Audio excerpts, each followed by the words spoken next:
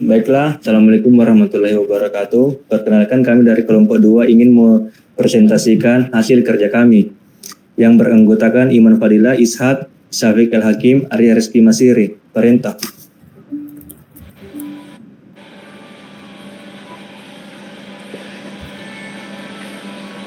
Baik. Proposal program kreativitas mahasiswa kewirausahaan. Bab 1, pendahuluan. Komoditas produk PKMK yang ditawarkan berdasarkan hasil riset pasar menunjukkan bahwa literasi digital di kalangan pelajar masih perlu ditingkatkan. Banyak pelajar yang masih kurang memahami cara menggunakan teknologi digital secara efektif dan aman. Oleh karena itu, program peningkatan literasi digital di kalangan pelajar melalui edukasi dan workshop kreatif ini menawarkan solusi berupa edukasi dan workshop yang dirancang untuk meningkatkan literasi digital pelajar melalui pendekatan praktis dan interaktif. Kedua, jenis dan spesifikasi teknis komoditas produk dalam program ini adalah paket edukasi dan workshop kreatif yang mencakup yang pertama modul pembelajaran digital, materi tentang penggunaan perangkat lunak, dasar keamanan cyber dan etika digital dan dalam format cetak dan digital. Kedua, workshop kreatif kegiatan praktis yang melibatkan pembuatan konten digital seperti blog, video dan aplikasi sederhana. Ketiga, pendampingan online, grup diskusi dan konsultasi melalui platform digital untuk mendukung pembelajaran berkelanjutan. Yang ketiga, perbedaan dan keunggulan produk PKMK.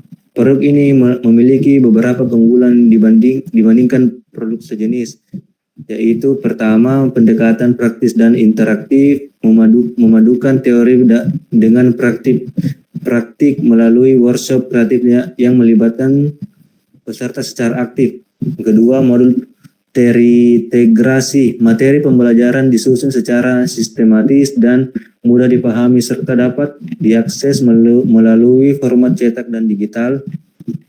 Ketiga, fokus pada keamanan cyber, menyediakan materi khusus tentang keamanan cyber yang sangat relevan di era digital. Keempat, pelatihan berkelanjutan, menyediakan dukungan online untuk membantu peserta setelah workshop selesai.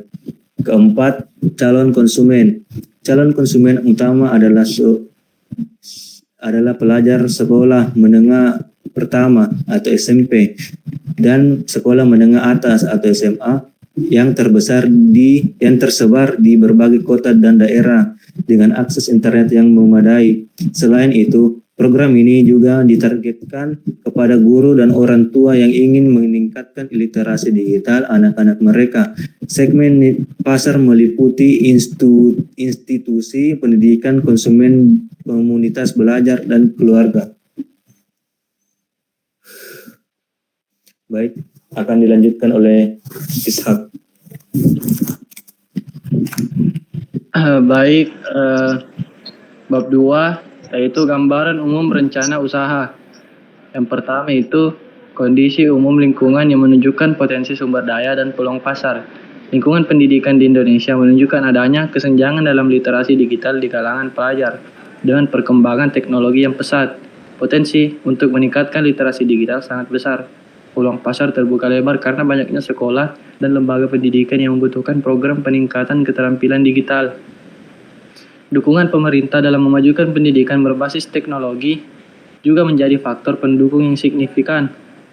Yang kedua, analisis ekonomi usaha yang direncanakan. Usaha ini memiliki prospek ekonomi yang baik dengan target pasar yang luas dan permintaan yang terus meningkat.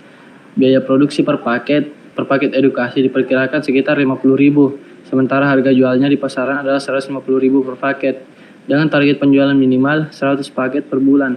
Total pendapatan bulanan diproyeksikan mencapai 15 juta. Ketiga, kelayakan usaha dalam bentuk analisis keuangan usaha. Modal awal itu 10 juta, Biaya operasional bulanan 5 juta termasuk biaya produksi, pemasaran, dan operasional lainnya. Pendapatan bulanan 15 juta dan laba bersih bulanan 10 juta. Yang keempat itu cash flow minimal untuk 1 tahun ke depan. Yang pertama, bulan pertama itu pendapatan 15 juta dengan biaya operasional 10 juta, total laba bersih itu 5 juta. Seperti pada tabel di bawah. Kemudian ada total pendapatan setahun diproyeksikan mencapai 180 juta dengan total laba bersih sebesar 120 juta. Bab 3 metode pelaksanaan. Teknik cara membuat produk komoditas usaha, mengemas dan memasarkannya. Yang pertama, pembuatan produk. Pengembangan modul, menyusun materi pembelajaran dalam bentuk modul cetak dan digital. Pendampingan online, membuat grup diskusi dan konsultasi melalui platform digital. Yang kedua, pengemasan. Pengujian kualitas, memastikan setiap materi berfungsi dengan baik sebelum didistribusikan.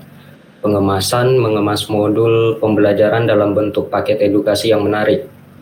3. Pemasaran, promosi online melalui website resmi, media sosial, dan platform e-learning. Promosi offline, mengadakan workshop dan seminar di sekolah-sekolah dan komunitas pendidikan. Distribusi melalui jaringan distributor pendidikan dan langsung ke sekolah-sekolah. Tahapan pekerjaan dalam pencapaian tujuan program. Yang pertama, persiapan dan riset pasar 1 bulan. Yang kedua, pengembangan modul dan aplikasi 2 bulan. Yang ketiga, produksi dan pengemasan 1 bulan. Yang keempat, pelatihan dan edukasi pelajar 1 bulan. Yang kelima, pemasaran dan promosi dan pemasaran 3 bulan. Yang keenam, monitoring dan evaluasi 6 bulan. Aktivitas-aktivitas yang dilakukan dan alat atau bahan yang digunakan. Yang pertama, aktivitas riset pasar dan pengembangan modul, pengembangan aplikasi mobile, pemasaran dan promosi. Yang kedua, alat dan bahan, komputer dan software desain, bahan cetak, perangkat lunak, pengembangan aplikasi, dan bahan pengemasan. Baik, untuk bab keempat yaitu biaya dan jadwal kegiatan. Yang pertama itu sumber bacaan mengenai bahan baku, komoditi atau inovasi yang digunakan pada produk. Yang pertama itu buku Digital Literacy of the Mess oleh John Doe. Yang kedua, artikel Effective Methods for Digital Literacy Education dari Journal of Digital Education.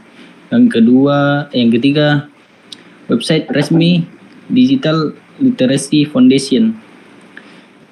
Baik, yang kedua yaitu anggaran biaya.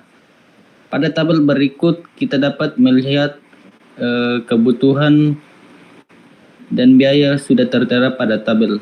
Yang ketiga yaitu jadwal pelaksanaan. Seperti tabel berikut, bulan aktivitas sudah tertera pada tabel berikut. Sekian dan terima kasih.